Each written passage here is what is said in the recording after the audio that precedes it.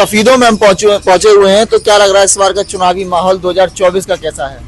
2024 का माहौल बहुत अच्छा रहेगा और तीसरी बार मोदी जी आएंगे।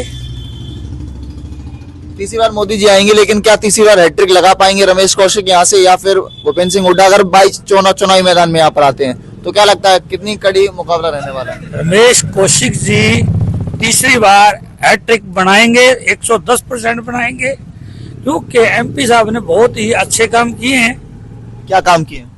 जींद जिले को हाईवे से जोड़ा है, नेशनल हाईवे से जोड़ा है। जो जम्मू कटरा का नेशनल हाईवे है इसको जोड़ा है। इसका क्या नाम है, गन्नौर के अंदर रेलवे कोच की फैक्ट्री आई है, कई रेस्ट हाउस बनाए हैं, बहुत ही अच्छे अच्छे काम कराए हैं। एमपी साहब ने बहुत ईमानदारी से काम किए हैं। अगर मैं कहूँ एमपी साहब को आप 10 में से कितने नंबर देंगे? हम 10 में से 10 नंबर देंगे एमपी साहब को। कांग्रेस कहती है कि कोई विकास कार्य नहीं किया है। कांग्रेस तो जुमलेबाजी करती है। कांग्रेस का क्या, उन्होंने 70 साल में क्या किया है? जो मोदी जी ने, रमेश कौशिक जी ने हमारे सोनीपत लोकसभा के अंदर इतना काम किया, आज तक 70 साल में कांग्रेस ने नहीं किया। कांग्रेस के जो एमपी बनते थे वो कभी बनने के बाद दोबारा दिखते भी नहीं थे। और एमपी साहब तो ये नहीं होता कि 10 दिन में सफीदों की विधानसभा में या जींद में या कहीं भी घूमते रहते, आते रहते हैं। अरे जनता के बीच में भी आते हैं। जनता के बीच में रहते हैं, किसी भी गरीब कार्यकर्ता के घर जाके पहुंच जाते हैं, वहाँ चाय पीते हैं बैठ के, वहाँ क्योंकि उनकी जनसन समस्याएं सुनते हैं। आप कह रहे हैं कि रमेश कौशिक के क्षेत्र में जो है वो आम जन से मिलते हैं? बिल्कुल आम जन से मिलते हैं और काम करते हैं गरीब जनता का, गरीब कार्यकर्ताओं का सुनाई करते हैं। तुरंत मौके पे अफसरों को फोन करते हैं और उनका काम करते हैं। लेकिन 2024 में क्या लगता है भारतीय जनता पार्टी या फिर रमेश कौशिक लोकसभा सांसद सोनीपत से हैट्रिक लगा पाएंगे क्या तीसरी बार? मैं तो कहता हूँ हैट्रिक लगा पाएंगे, बिल्कुल अच्छा माहौल हो रहा है। वैसे मैं कर्मचारी हूँ, ज्यादा बोल नहीं सकता, मैं रिटायर्ड कर्मचारी हूँ, लेकिन नहीं वैसे अपनी बात तो रख सकते हैं। हाँ रख सकता, मतलब अच्छा माहौल है जो बढ़िया लगाएंगे। और मोदी जी ने एक नारा दिया है इस बार 400 पार, तो क्या लगता है 400 पार होंगी सीटें? कितना कड़ा मुकाबला रहने वाला है? बिल्कुल आराम से हो जाएंगे, 400 पार हो जाएंगे। और यहाँ से अगर कांग्रेस से भूपेंद्र सिंह हुड्डा पूर्व मुख्यमंत्री उतरते हैं तो कैसा माहौल रहने वाला? कोई टक्कर रहेगी? टक्कर वाली बात नहीं रहेगी जी।